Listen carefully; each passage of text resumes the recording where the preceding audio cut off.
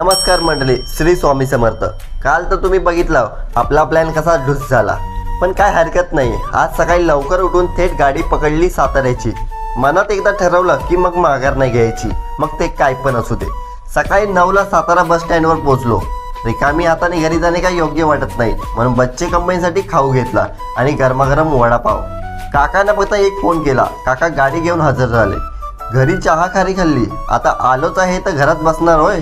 आम्ही सर्व मस्त साताऱ्याचा व्ह्यू बघण्यासाठी घाटात गेलो आणि थंडगार वाऱ्याने सातारा डोळ्यात साठवला।